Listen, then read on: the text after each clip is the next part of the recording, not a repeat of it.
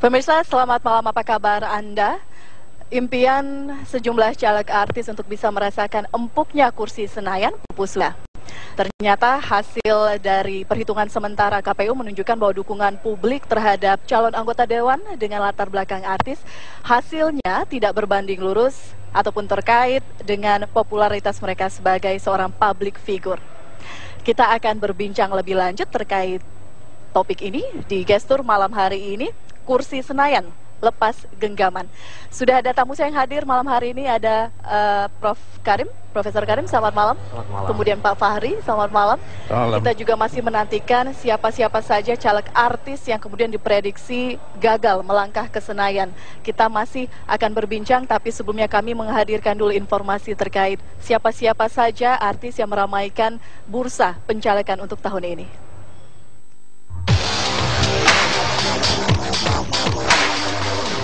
Meski sebuah ketenaran bukan jaminan untuk seseorang melaju ke Senayan, namun tampaknya hal tersebut tak berlaku bagi para selebritis ini. Sebut saja Anang Hermansyah, Desi Ratnasari, Lucky Hakim, Primus Yustisio, dan Ikang Fauzi.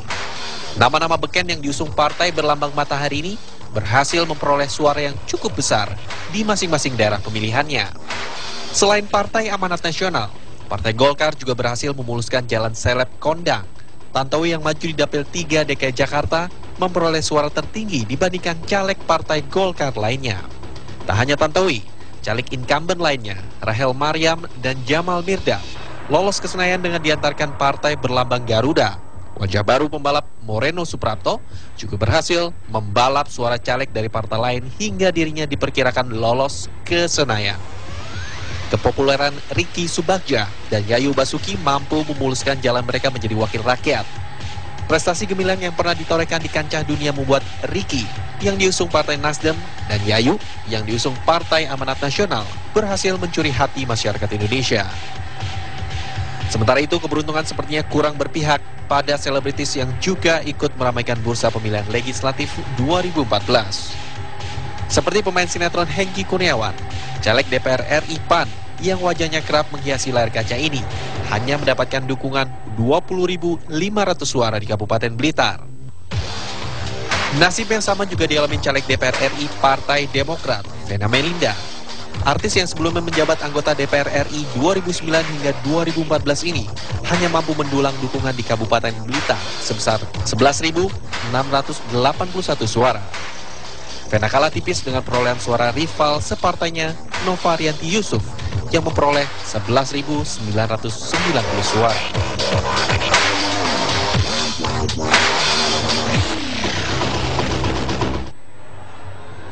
Anda tadi melihat wajah-wajah siapa saja kemudian pesohor kita yang diprediksi bisa masuk, melenggang ke Senayan, tapi ada juga yang kemudian terjungkal dan gagal menjadi anggota dewan. Saya ke Anda dulu, Prof. Fenomena artis yang kemudian dipercaya bisa mendongkrak suara sebelumnya sangat diragukan, tapi terbukti di 1-2 kasus ternyata ini sukses mendulang suara. Anda melihat sejauh ini pantauannya, hasil sementara seperti apa? Ya, memang popularitas tidak menjamin ya.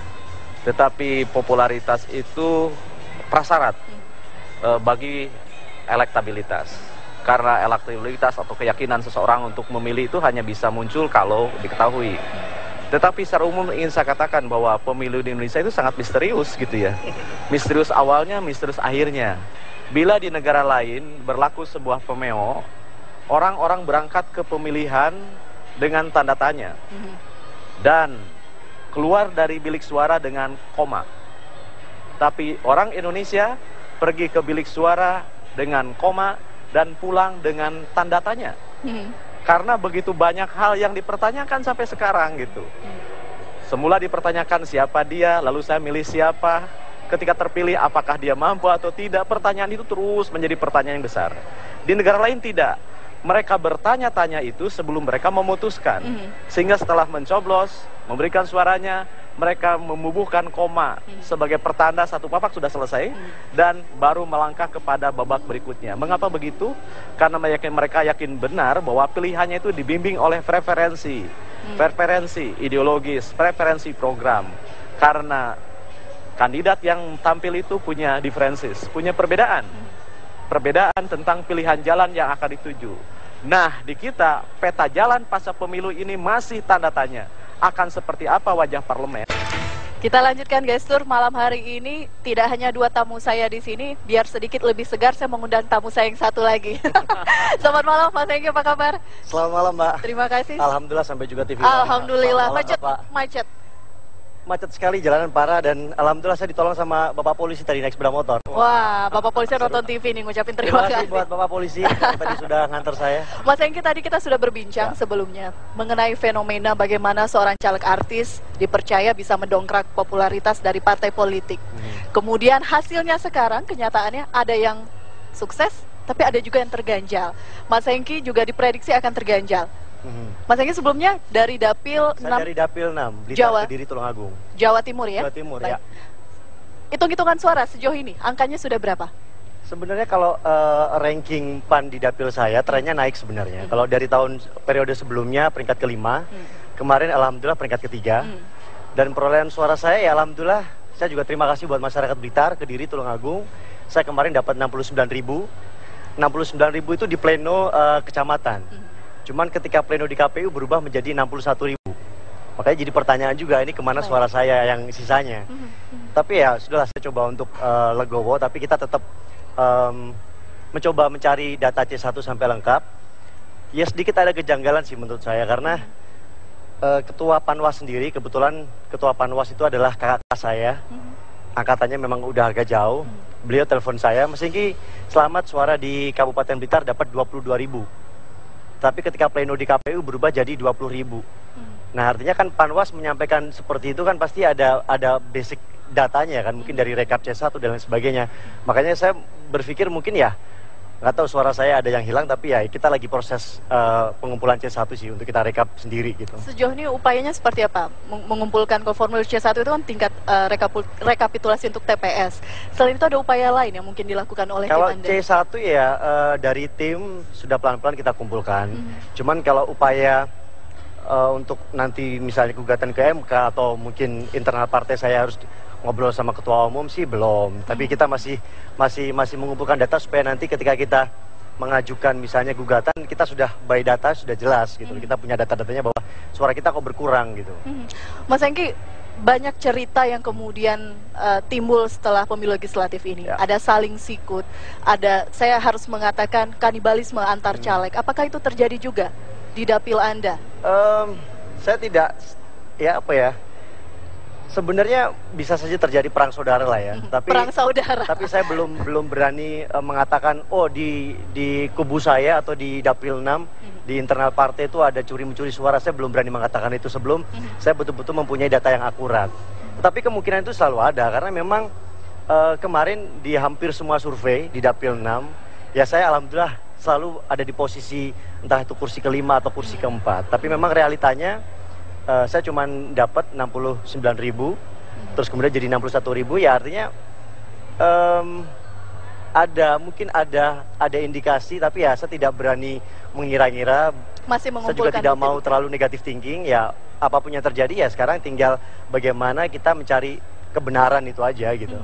Kemarin ketika berkampanye, proses pemungutan suara, sampai akhirnya sekarang proses rekapitulasi suara, apa hambatan yang paling berat Anda rasakan? Karena saya caleg baru di sana, kemudian saya bertarung dengan incumbent yang memang sudah menjadi anggota dewan, terus mungkin memang ya bisa dibilang saya kalah pengalaman itu saja, dan saya memang tidak melibatkan. Hanya kalah pengalaman, bagaimana dengan sokongan dana? Kalau dana saya pribadi, ya partai memberikan bantuan, tetapi memang tidak full, dan saya memang tidak ada dana untuk transaksional. Berapa, Paling berapa saya Mas? perkiraan keluar Habisnya kemarin berapa? sekitar 500 jutaan. Itu pun habis buat transport. Mbak Vena sudah bersama kami langsung. Saya mau nanya, suaranya sejauh ini gimana Mbak Aman? Ya, alhamdulillah semua sesuai dengan kerja keras selama 5 tahun, dan saya merasa bersyukur bahwa masyarakat Dapil Jatim 6 tidak semata-mata karena serangan fajar, karena beberapa isu-isu yang sekarang berkembang ya, bahwa politik itu hal yang sangat bisa transaksional, itu juga tidak terjadi. Jujur saya selama 5 tahun saya kerja keras, belusukan, dari tingkat, karena Komisi 10 ya, dan yang namanya dari tingkat PAUD sampai perguruan tinggi, swasta, baik negeri, semua saya sudah mapping.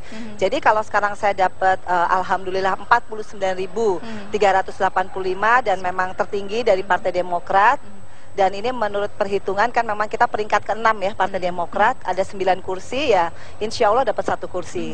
Tapi sekali lagi saya tidak mau mendahului pleno dari KPU Provinsi, karena sekarang kan masih memang ada beberapa kecamatan yang masih perhitungan rekapitulasi. Banyak hitung-hitungan sementara yang sempat menyebutkan nama Anda juga tidak masuk. Ya, itu soalnya kan memang ada satu kabupaten, Kabupaten Blitar, di mana saya kalah 300 suara. Tapi di Kota Blitar, di Kota Kediri, Kabupaten Tulung Agung, alhamdulillah saya leading. Jadi kalau saya sih orangnya sebenarnya nggak terlalu ini ya terganggu. Yang paling penting kan hasil akhirnya gitu. Dan yang saya sangat apresiasi bahwa saya benar-benar yang namanya 2014 tanpa money politik, saya benar-benar hanya senam.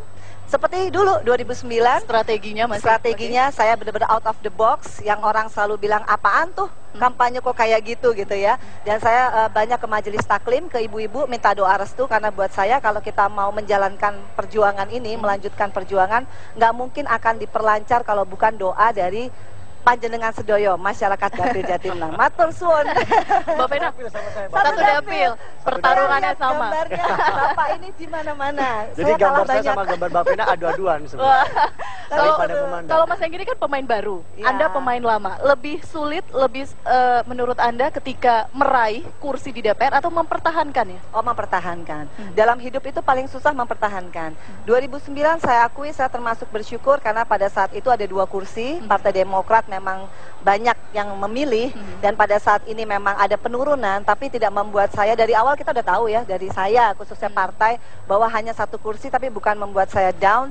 Saya lebih berpikir bahwa masyarakat itu masih punya naluri, masih punya nalar. Siapa caleg yang dipilih itu benar-benar harus yang mereka lihat, harus face to face sama mereka. Dan alhamdulillah 5 tahun saya punya rumah aspirasi namanya Omae Vena Melinda di Kabupaten Kediri. Saya memang belusukan benar, dan saya yakin masyarakat itu sebenarnya tidak transaksional, tergantung kita. Treatment awalnya seperti apa?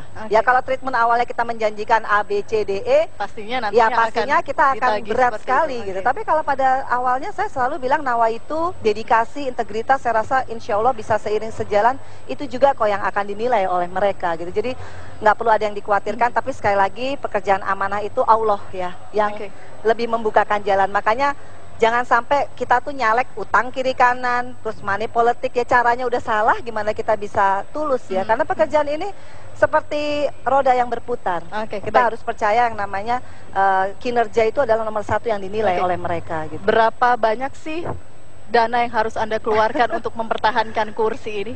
Ya alhamdulillah, pokoknya yang penting ini sudah saya persiapkan 5 tahun yang lalu. Saya tidak hutang. Kemudian yang paling penting, saya pengen itu masyarakat... penekanannya tidak hutang, karena mungkin banyak caleg lain sampai hutang kan? Oh, saya nggak ngomong yang lain ya. Tapi yang paling penting karena kalau kita memaksakan diri, sehingga akhirnya kita menjadi orang yang menghalalkan segala cara, termasuk akhirnya sampai miliaran, padahal bukan uang kita. Akhirnya bagaimana kita bisa tulus kepada masyarakat? Karena gaji kita berapa sih? Kali aja 5 tahun.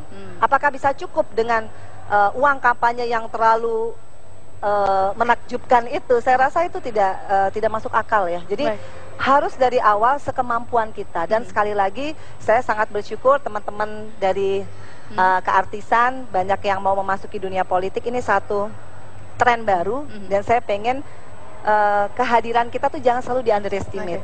Dan terbukti mudah-mudahan kalau 2014 banyak teman-teman yang masuk, ya berarti ini harus disurvei. Kenapa masyarakat kok mempercayakan calegnya itu yang berlatar belakang artis? Sehingga kita juga nggak usah capek-capek untuk menjelaskan ya. Kita punya capability yang sama dan punya hak yang sama untuk dipilih gitu. Baik, Prof. Diam-diam ini pasti ada mau nanya ini tadi. Dia menyimpan pertanyaan. Iya. Silakan, Prof. Ya, pertanyaan saya sih mengapa Mbak Vena ini begitu yakin bahwa kemunculan artis di Senayan itu berkah gitu ya? Bukan berkah, kita kan kolektif kolegial ya Prof ya. Dalam artian kalau saya melihat kita memang punya keuntungan, kita punya aset popularitas. Tapi sekali lagi itu bukan the only standar kita untuk bisa masuk parlemen. Tapi lebih kepada kita memulainya dengan cara. Tadi ketika kombrek menarik, ada pertanyaan, disuruh memilih ya Pak ya, antara lebih enak jadi politisi atau tetap menjadi seorang selebriti berkiprah di sebagai artis.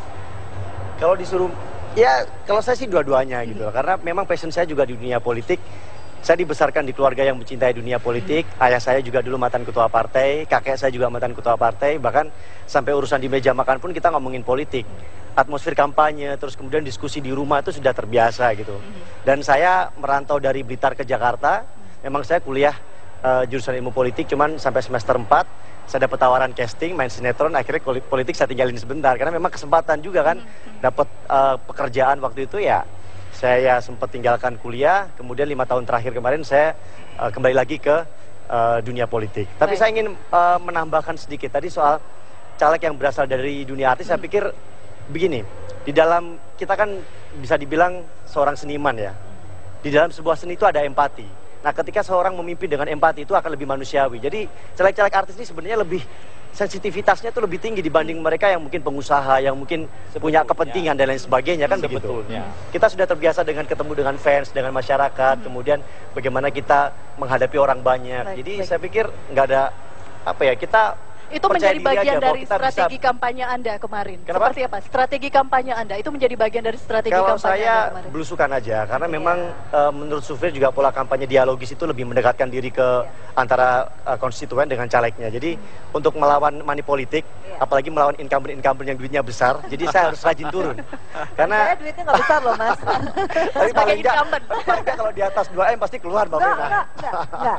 Enggak, itu Iya. enggak. Kalau Jauh. saya 2M-nya 2 ember, maksud saya ya 2 ember recehan itu totalnya 500 jutaan mungkin. Ya. Enggak sampai bermiliar-miliar, Hampir makanya sama. saya 2 tahun saya jalan kaki.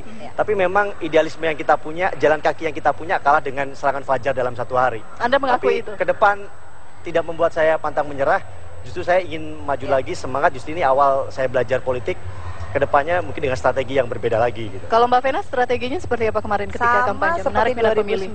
2009, buat saya mengolahragakan masyarakat, memasyarakatkan olahraga, makanya tagline saya pilihan sehat. Saya pengen masyarakat yang memilih saya benar-benar sehat, akal, batin, yang dipilih juga sehat gitu. Jangan yang model-model Sepakat jadi semuanya. hipokrit, yang model-model suka ngecap, oh saya begini, kesannya kita bisa menyelesaikan segala permasalahan. Ada hal yang harus dibedakan, kita nih legislator, bukan eksekutif. Jadi jangan kita menjanjikan, oh nanti kalau milih saya panjenengan dapat rumah baru, apa jembatan dibenerin. Itu hal yang sangat membohongi masyarakat. Ini yang membuat masyarakat akhirnya apatis karena apa yang dikampanyekan tidak sesuai dengan perbuatannya nanti. Maka dari itu saya tidak mau orasi, saya mendekatkan konstituen perempuan, ini penting. Oke. Saya tidak mengejar konstituen laki-laki, mungkin ini Mas Hengki, saya semua ibu-ibu. Karena buat saya harapan kuota 30% perempuan Baik, itu jangan baik. wacana. Baik. Harus Baik. ada regenerasi. Kita sudah mengenal Mas Hengki, Mbak Fena melalui lisannya, pernyataannya disampaikan oleh masyarakat. Bagaimana melalui garis tulisan? Ada permainan sedikit. Pak Fahri, silahkan Pak Fahri, dikeluarkan peralatannya. Simbolnya. Silakan. Selain pohon dan juga tanda tangan tadi sebenarnya, ya ini agak miring sedikit. Agak miring. Sudah dua caleg kita sebenarnya sudah memilih, ada 2 kartu juga. Anda bisa melihat di sebelah kiri ini adalah pilihan dari Mas Hengki, sang pesulap. Kartunya seperti ini. Kemudian ini adalah pendeta wanita. Kita akan mencoba menganalisa satu persatu, mulai dari Mas Hengki dulu. Saya mengambil kesamaannya dulu. Ini kalau gambar pohon itu kan ada sebuah metode ada proaktif untuk tingkat kesadaran. Kenapa harus pohon? Kalau harus pohon itu ada 2 kemiripan. Karena ada sebuah garis akar, gambar akar di bawah. Kalau kita lihat akar itu kedua-duanya tidak kuat. Artinya apa? Ketika dia masuk ke internal, ke dirinya sendiri atau ke orang-orang di sekitarnya, 2 orang ini tidak kuat. Itulah sebabnya kenapa problem solving internal ya tidak dapat terselesaikan karena akarnya tidak kuat. Oke. Itu gambar pohon. Oke, tanda tangan? Tanda tangan. Nah, tanda tangan ini dari sudut grafologi. Kalau dari nilai estetika semua orang pasti tahu tanda tangan ini jelimet, tanda tangan ini kacau ya. Karena tidak memiliki tingkat apa namanya Tingkat kartnya tinggi lah Pak ya. ya awal-awal lah, awal-awal lah. Tapi ini sulit Pak dipalsukan. Iya. Pak. Ya, karena bagus. dia maju juga ke belakang juga, maju ke depan. Jadi tidak memiliki ketegasan yang sangat kuat. Percaya dirinya iya, karena seluruh gambar itu dipenuhi oleh gambar pohon. Gitu. Artinya apa? Dia ingin eksis kepada sebuah pilihannya. Ini gue loh. terlepas dari suka atau tidak suka, ini adalah saya. Nah, kita bandingkan lagi dengan gambar pesulap tadi yang punyanya Mas Hengki. Gambar pesulap. Nah, pesulap ini kan identik dari seorang yang memiliki satu upaya untuk mengentertain segala sesuatunya. Jadi ketika misalnya seumpama misalnya berandai-andai kita Mas Hengki masuk ke dunia politik, entertain tidak akan bisa lepas dari dunianya gitu loh. Dan bagaimana dia bisa memanipulir, bagaimana dia bisa membuat sebuah strategi-strategi tertentu terhadap profesinya dia. Nah, kepercayaan dirilah yang bisa meyakinkan dia untuk bisa menjadi lebih baik. Persoalannya kenapa saya tidak gagal? Faktor yang paling dominan karena itu tadi, ada unsur menggampangkan semua masalah. Ini terlihat dari cabang-cabang yang lebat itu. Komentarnya dulu, Mas. Kalau Setuju persoalan tidak? yang mana tadi? Analisanya tadi. Internal. Kalau analisa kan bukan harga mati, tentunya setiap orang mempunyai hak untuk menganalisa. Cuman kan kembali ke pribadi masing-masing. Kalau saya artinya begini, ketika saya menjadi anggota dewan, saya sudah komitmen. Semua waktu, tenaga, dan pikiran saya wakafkan untuk masyarakat. Sehingga saya total. Dan saya tidak menggampangkan pencalekan. Karena ini masalah bicara soal urusan masyarakat, urusan rakyat, urusan negara. Jadi tidak bisa kemudian saya menggampangkan begitu saja. Makanya saya 2 tahun berhenti main sinetron, berhenti menjadi sutradara karena saya fokus di dapil saya. Satu itu. Kemudian yang ingin saya tanyakan tadi soal strategi. Tadi kan Bapak menyebutkan bahwa strategi antara anak muda dengan strategi ini kok kurang gimana gitu. Strategi saya dalam pemilu kemarin, pileg kemarin adalah belusukan. Nah, mungkin Bapak punya masukan yang lain nggak selain strategi yang bagus selain belusukan? Karena bagi saya belusukan sudah cukup bagus, dialogis dengan masyarakat, ketemu dengan masyarakat cukup bagus. Nah, ini kan mungkin pelajaran buat saya. Kalau mungkin misalnya ada strategi yang lain, boleh di-sharing gitu Pak, saya Pak. Kita tidak kontak kepada masalah soal teknis ya, tetapi saya ingin mengambil sebuah figur terhadap seorang yang berprofesi sebagai seorang magician, seorang pesulap. Dia dengan berbagai caranya, bagaimana caranya untuk bisa menyenangkan orang lain. Itu tugas Bu. Ya. Apa yang dia mau, itu yang kita berikan. Itu konteksnya. Kita tidak bicara, saya tidak akan masuk pada wilayah teknis. Kira-kira begitu maksud saya. Nanti kita bahas lagi dengan begitu ya. Saya skor jadi dulu. penasaran. Saya skor dulu. Topik yang gitu. Kita melangkah ke topik yang lain. Boleh Mbak Vena ya? Kita lihat sekarang ya. Sama seperti tadi ya. Sebetulnya betapa Mbak Vena itu ingin mendapatkan sebuah eksistensi yang kuat